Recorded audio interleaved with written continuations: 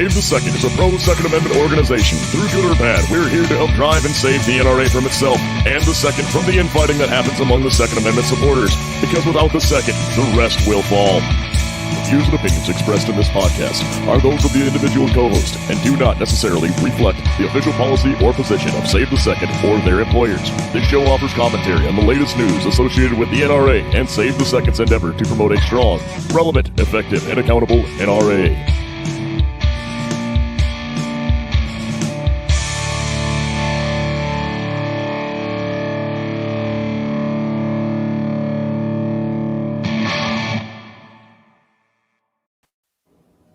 Ladies and gentlemen, welcome to the Save the Second podcast. As promised, we have with us NPR's Washington investigative correspondent, Tim Mak. Tim, how are you doing today? I'm doing well. Thanks so much for having me on, Ron. Really delighted. I really appreciate all the work that you've done in your new book, Misfire, Inside the Downfall of the NRA. And for anyone that's watching that doesn't realize, myself and several others within our group Save the Second, we did quite a bit, have done quite a bit, and are continuing to try to reform the NRA and perhaps even resuscitate it as it is on the brink of destruction. My goodness, Tim, you, let's see, you have 384 pages in this particular book, and I'm pretty sure you could have gone to at least 1,500. Can you describe for us your involvement in researching the NRA and how you would limit the book to such a finite amount? There's a lot to say, isn't there, Ron?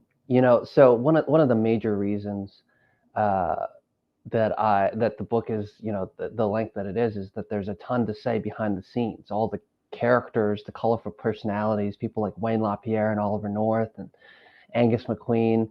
Getting to all of that and try to explain it, it's a really complicated story, as no doubt you know. And so in a lot of ways, when I started this project, I wanted to limit it to a specific time period, just over the last decade or so. I mean, obviously, you have to tell a little bit about the founding of the NRA. You got to tell a little bit about the change of the NRA in the 70s. But by and large, I really wanted to focus it within the last 10 years, because that's the era when the NRA became the modern phenomenon that it is. And phenomenon is absolutely right. It's interesting too how you describe the NRA becoming such a not only the cult of personality, but truly invested in the culture war. And that's been interesting for us with Save the Second, as we're trying to highlight to NRA members and voting eligible NRA members especially, the problems within the NRA. We get thrust into this particular culture war as well. And I would imagine for anyone that's writing about the NRA, it's exceptionally difficult to not go to one camp or the other, to remain unbiased and not political. That must have been a difficulty for you in writing, Tim. Is there a strategy that you have for trying to have the unbiased view? Well, Ron, I'd love to know your opinion on kind of whether you felt I threaded that needle. For me, the story about the NRA is a story about transparency and accountability, right? The book is not about, and you won't see any words in this book about my personal opinion on the Second Amendment. And there are plenty of books that already go through that ad nauseum on both sides.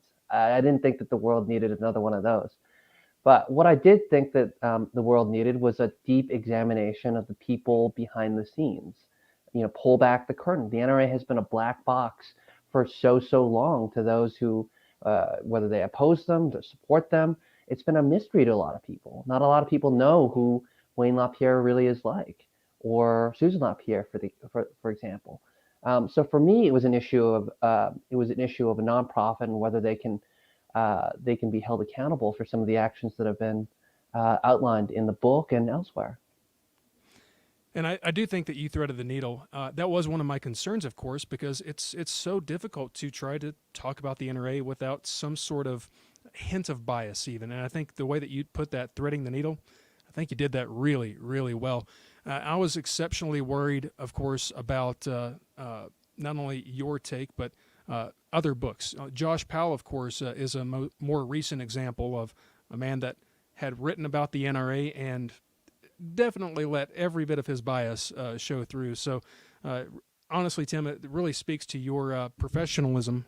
As I rip my ears out, your professionalism and your integrity as a journalist to be able to provide that and stay clear of interjecting your personal feelings. That was really fantastic. Now, in this book, one of the things that I did find rather interesting, if there is a section that seems to have maybe more emotion than most, obviously you talk about LaPierre really well, really, and his wife, Susan LaPierre. You explain their nuances and who they are as persons, right? People, their personalities, and you do a fantastic job of that. I did find that your description of Oliver North to be perhaps a bit vindicating for him. He was obviously portrayed to be the enemy that was trying to overthrow the NRA in a coup and so on. And I think you perhaps had some sort of vindication for him in that particular chapter. Am I explaining that right? Or perhaps would you elaborate on his particular story? Yeah, I'm not sure I quite vindicate Oliver North. I think that, a close examination of all the evidence shows that there was no coup against Wayne LaPierre, and I say that in the book. If there's evidence of that, I haven't seen it.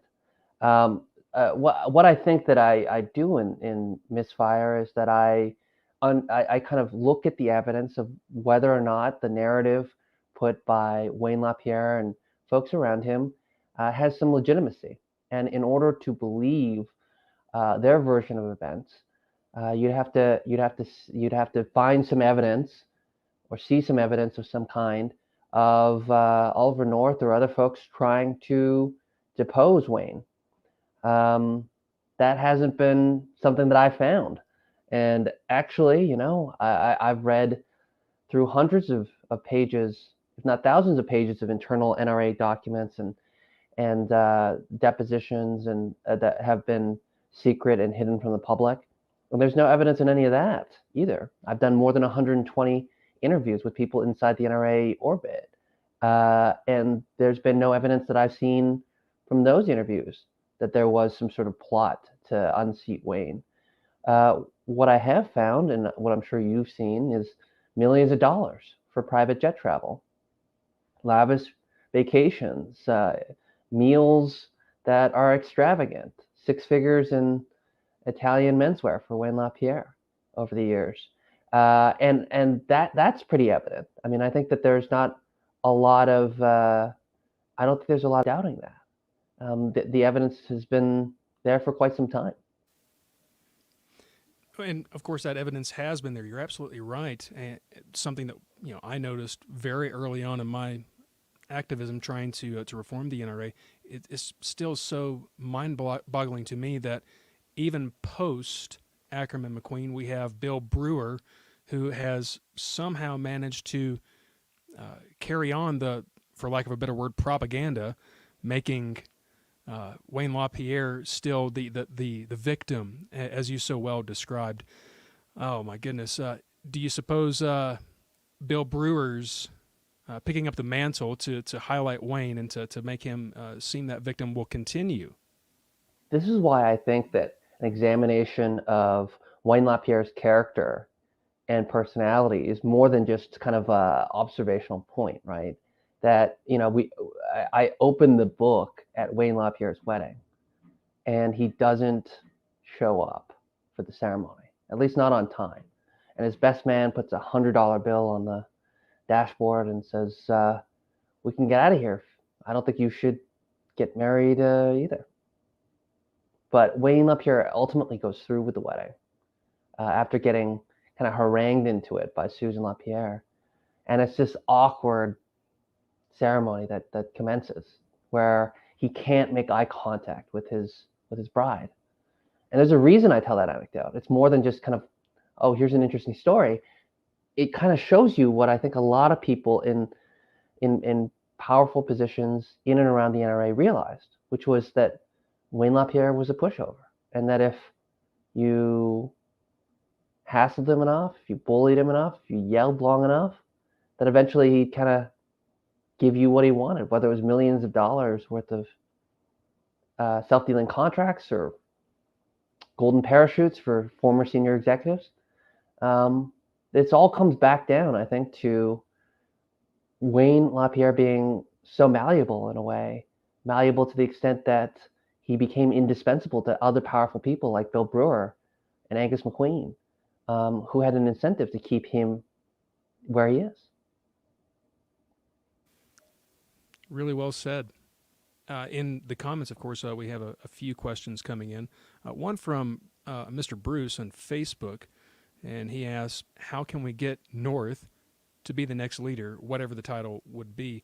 I suppose even more to answer that question, you would have to first say, how does Wayne LaPierre, how is he removed as the CEO/executive vice president? Have you seen in any of your research anything that would hint to a secession plan from Wayne LaPierre, or do you think he'll be there until he dies?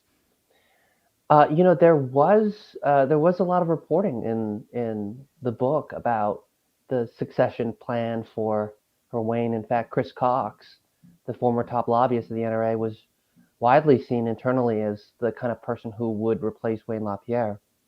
You asked the question, what would it take to get him to leave the NRA?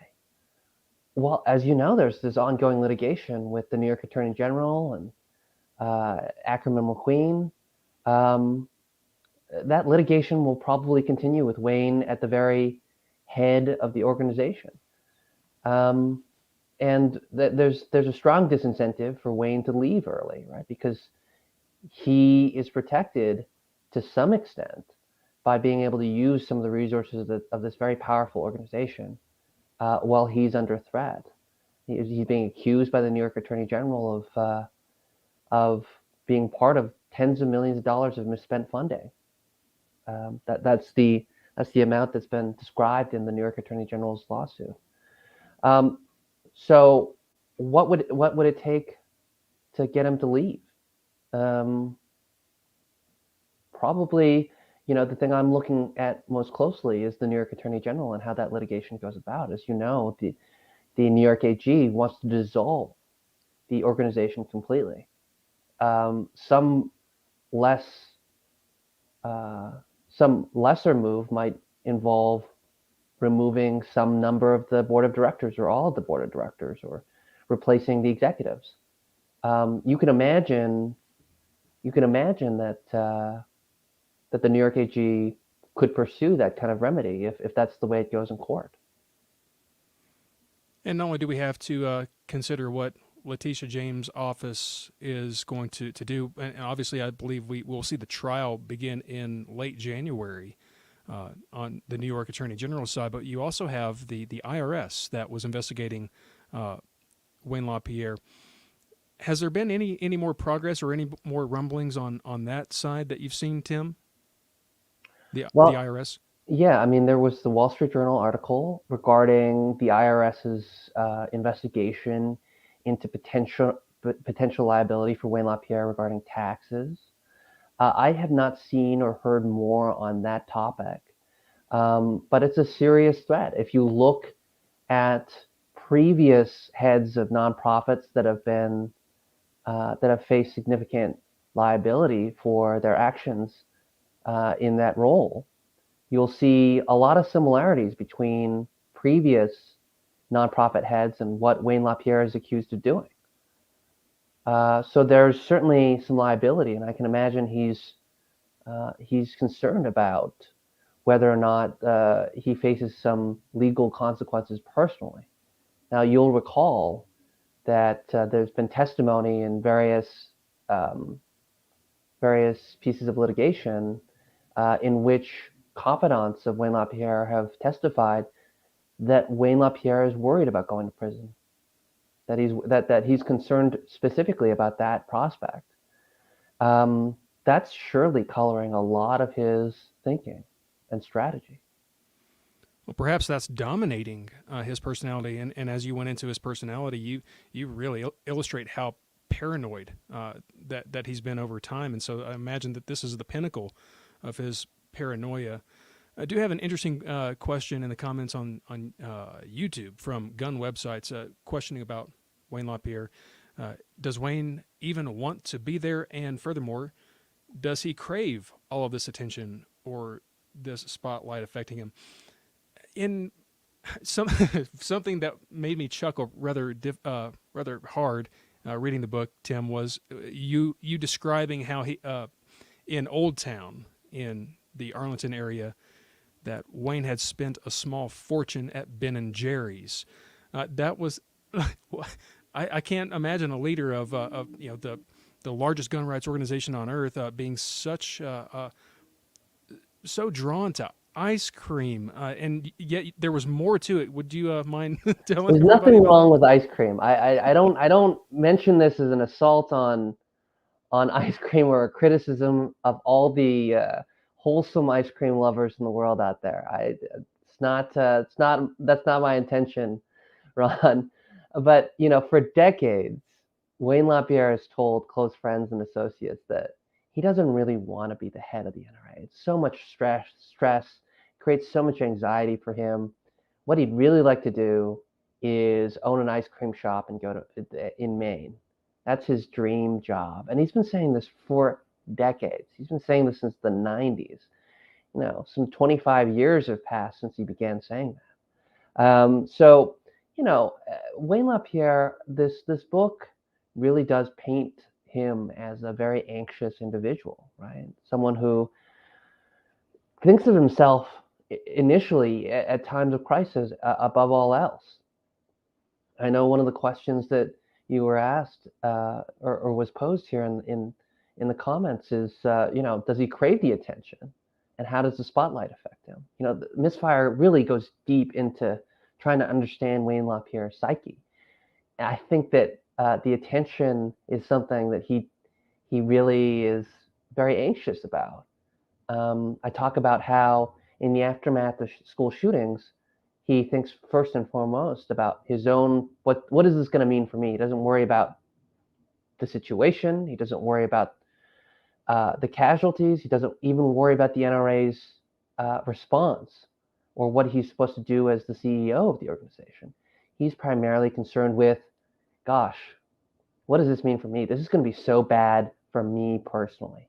And that's the sort of self-pitying tone that he repeatedly brings after a lot of these crises with the NRA. It's so weird, right? Because the NRA is one of the most powerful and controversial organizations in America. Ron, you said the world when it comes to gun rights advocacy. And it's so weird and almost ironic that the leader of this group is prone to avoiding controversy and anxious and weak-willed, and as described by friends, almost the kind of cowardly figure. It's just a real juxtaposition between the various the elements of this. And not to change the subject so abruptly, but I was shocked to learn that you were perhaps one of the most, or the foremost, investigative journalists that uncovered Maria Butina and the Russian involvement into the National Rifle Association. Until your book, I had no clue that it went any further than Maria. I thought it was simply there, and perhaps I have some strange Hollywood imagery in my mind, but there's also the Alexander Torshan. That's such an interesting character. Yeah, my goodness gracious, that subject alone really shocked me, and I'm sure that the people that are listening to us right now, they have no clue who really either of those persons are. So if you would please explain to those listeners and viewers, I'd appreciate it. Sure. So Alexander Torshan was a Russian government official, and he was the one who maintained ongoing communication with Maria Butina. Maria Butina was the Russian citizen who came to the United States and began networking with folks in Republican and conservative circles, and in particular the National Rifle Association. she was ultimately charged and convicted of being an unregistered Russian agent, trying to use her connections for the furtherment of the Russian government. She spent some time in jail, and she was later deported.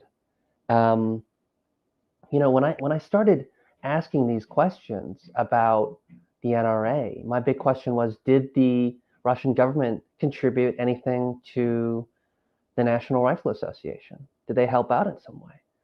But as the years went on and I looked deeper and deeper into this, I realized that it was really the opposite, that the National Rifle Association kind of got played, kind of got rolled by Maria Butina, that at many stages, the NRA helped fund her, helped open doors for her, helped her network.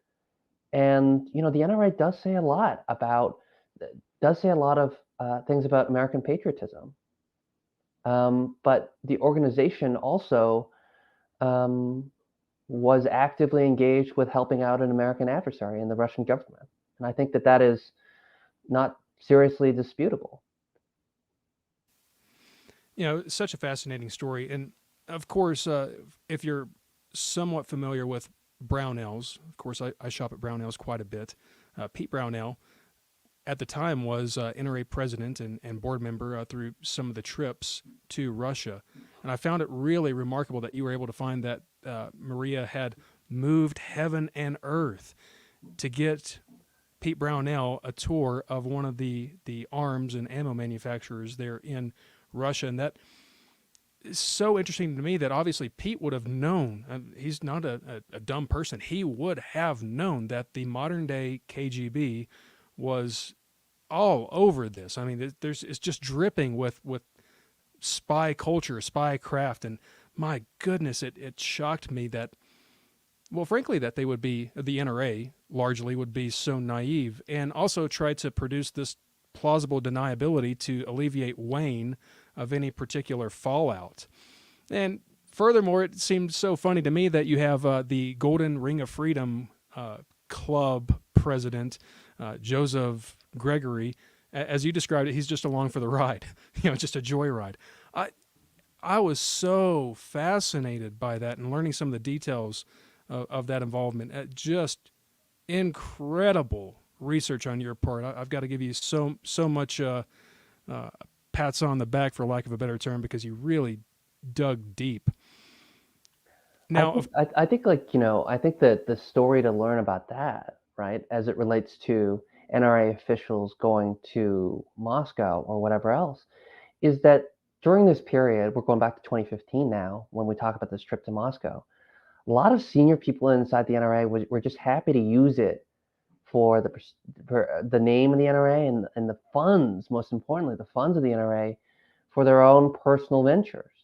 The people who went on this trip had no problem using the money of NRA members. And this is kind of what I really emphasized throughout the book, is that one of the reasons I was able to get the access that I was able to get, more than 120 interviews and thousands of pages of secret court depositions, internal NRA emails, and private documents, the reason I was able to get that sort of access is because a lot of people inside this universe of NRA members and officials and so on are very upset with the way that things are going at the very top of the NRA. And they want accountability. And they're thinking first and foremost of NRA members who are chipping in $5, $10, $15 a month. And that money going towards whether it's trips to Moscow or private jets or things like that, which of course most people when they give to the NRA have no intention of doing. And of course, the story isn't over with. In fact, it seems like the story just gets larger and larger by the day, to the point now where we have the Russian ransomware hacker group having apparently obtained so many internal NRA documents that are previously unheard of. Do you suppose that the Maria Butina story has some sort of effect to what the Russian group is trying to do today, or perhaps they gained intelligence in order to pull this off? What do you think, Tim? Well, here's I want to stress that I haven't verified any of the documents in that hack or alleged hack. and that although some other reporters have been doing that and have written stories on that, I haven't personally done that. But for me, the big question is, your average Russian, even a relatively well-educated one, they don't know the basic ins and outs of the NRA, you presume, right? They don't know what a DNO policy is. They don't know what they don't know what, if someone just dumped on your desk thousands of pages of NRA documents that were hacked. If you don't have some expertise in the NRA or understand how the organization works or what the hot button issues are, you'd have some trouble kind of picking and choosing what documents might be useful to leak, right? Like it's hard to sort through all that. So the big question for me is who's giving them guidance on what the best ways to approach this is. And the fact is that some of the documents that have been supposedly posted are very interesting ones. So who helped them decide that those were interesting documents and worth putting out into the world as a kind of demonstration that they have interesting stuff? Like I said, your average Russian hacker, I imagine, is not super in the weeds with, the NRA board issues and things like that. It's just a thought. It's not something that I have conclusive, but that's the big question that I'm asking myself when thinking about this story. It's funny that you go to that question, whereas my question is what's next. It seems like for the past 2 years, that's been the next thing. If Josh Powell's sexual harassment suits, are leaked, what's next? If this is leaked, what's next? One of the things that I found particularly troubling in your describing Bill Brewer and how the Brewer firm has something of a hostile takeover, kicks Ackerman McQueen to the side, was the burn books that apparently Brewer had started to make, like a binder that would give potential leveraging information, or for lack of a better term, blackmail, to persons inside the NRA. Do you suppose that is still going on, that these burn books perhaps still exist and are used to leverage persons working inside the NRA? Well, I certainly know that these binders were in fact compiled, and for all sorts of senior people at the NRA. They would argue, Bill Brewer would argue, or maybe the NRA would argue, that they were just doing sort of due diligence as part of the work that they need to do ahead of litigation. The question is, what was that information used for? Was it used kind of defensively, or was it leveraged in some way?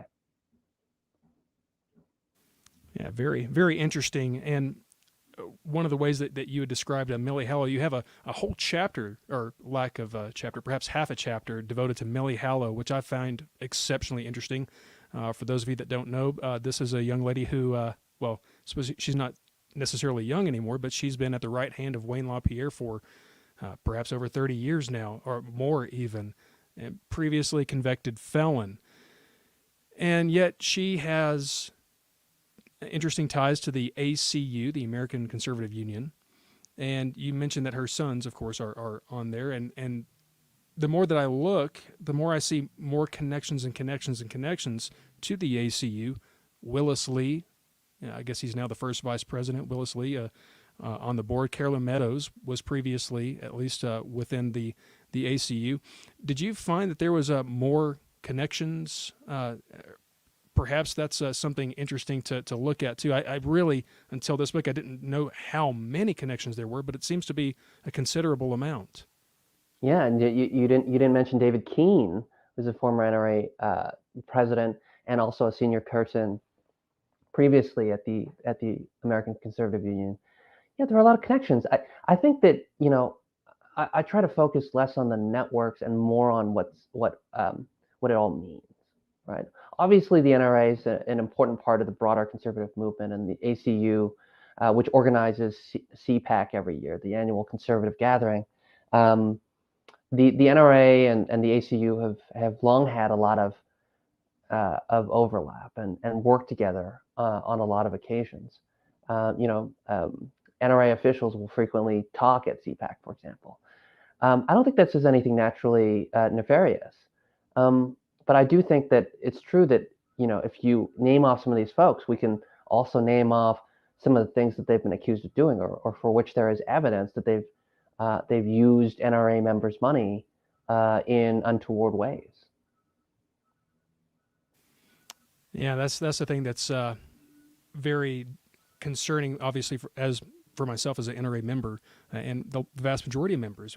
We want that accountability.